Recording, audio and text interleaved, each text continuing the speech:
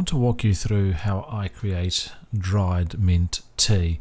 Create may be a strong word, maybe just how I grow mint and make mint tea.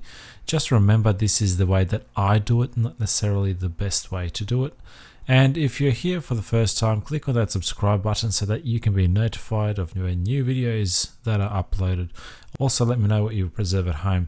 I'm interested in preserving a few more things over time, and I'm interested to know if there's something simple I could be doing. First thing is first, make sure you don't just plant mint in your garden, as it will take over your whole yard. It's a little invasive.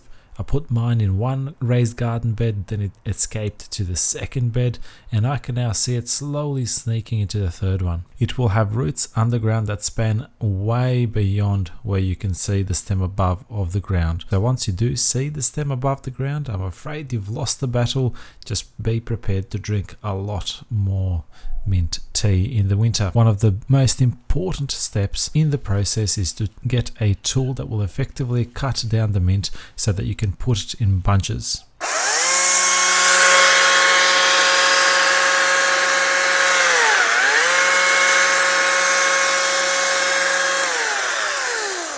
Now that you have bravely cut down your mint, put it in a bunch that you can easily tie down.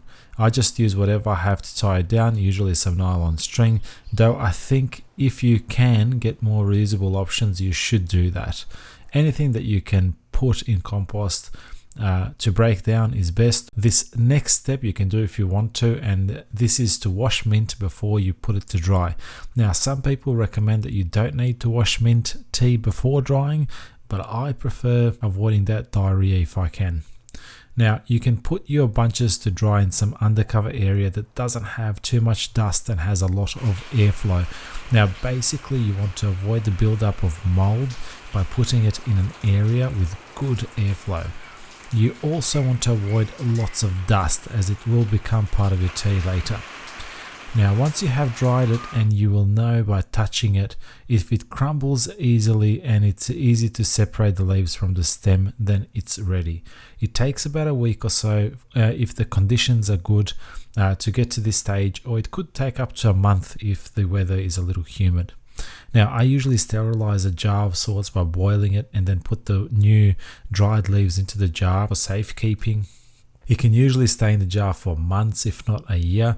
I usually collect it and mostly consume it during winter, although cold mint tea is really refreshing in summer as well.